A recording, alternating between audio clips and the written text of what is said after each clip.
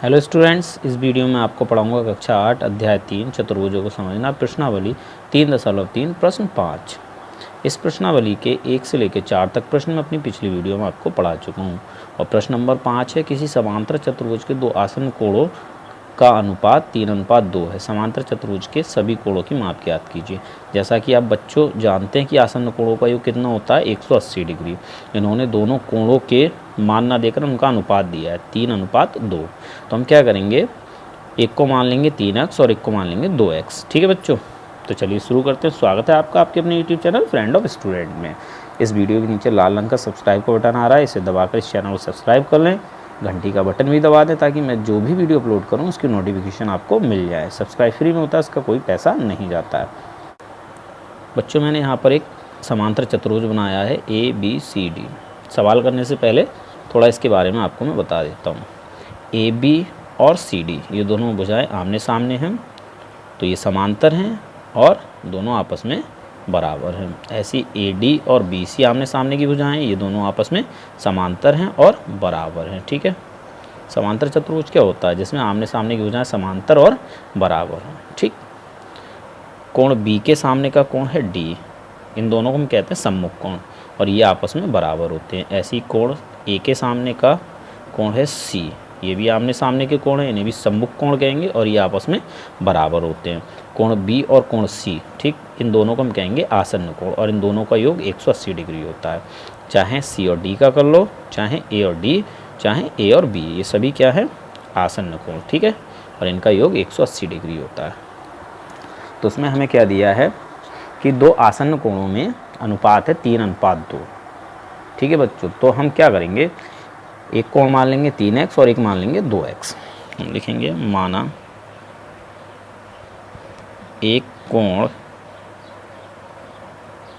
की माप बराबर 3x तथा दूसरे कोण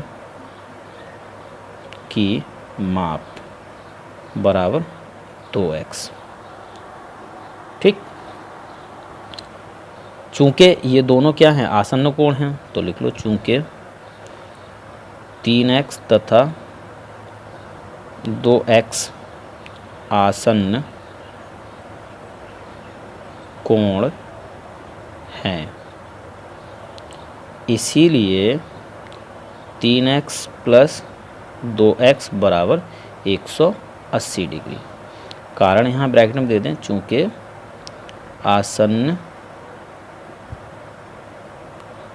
कोणों का योगफल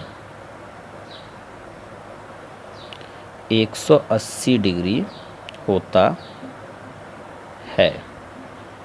ठीक है बच्चों, अब हम क्या करेंगे, इससे x की वैल्यू निकाल लेंगे। 3 और 2 यानी 3x और 2x,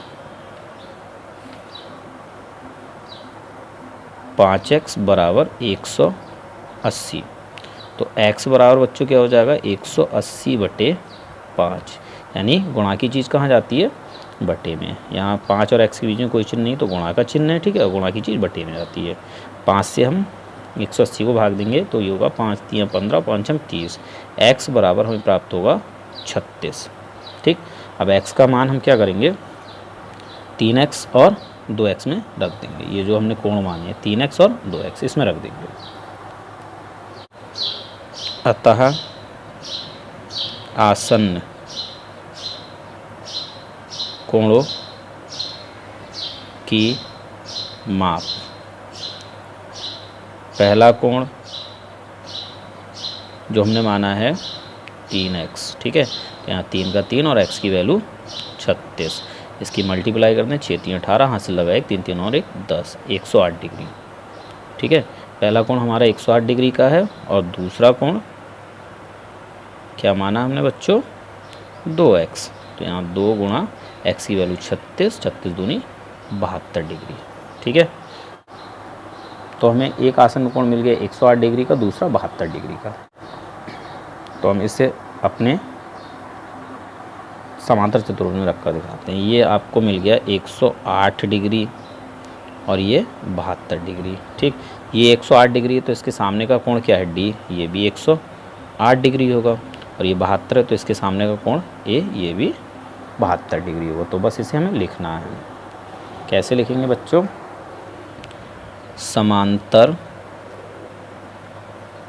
चतुर्भुज, हम ये साइन बना देते हैं, ठीक है। ए बी सी डी में क्या लिखेंगे? कोण बी बराबर कोण डी और कोण सी बराबर कोण ए। रीजन लिख दो, सम्मुख कोण। और सम्मुख कोण आपस में कैसे होते हैं? बराबर। सम्मुख कोण दोनों ही क्या है? सम्मुख कोण है, ठीक। कोण बी का मान हमने निकाल लिया है। कोण बी बराबर कोण डी बराबर 108 डिग्री, यानी कोण बी का मान 108 डिग्री और कोण डी का मान भी 108 डिग्री। और कोण सी बराबर कोण ए, कोण सी का मान हमने निकाल लिया है 72 डिग्री और कोण सी किसके बराबर है? ए के बराबर, ठीक। तो ए भी 72 डिग्री का है। बात आपको समझ में आ गई होगी। अगर आप अलग अलग लिख चाहें तो अलग अलग लिख लें। 108 डिग्री, ठीक, 72 डिग्री, फिर 108 डिग्री और 72 डिग्री, ठीक।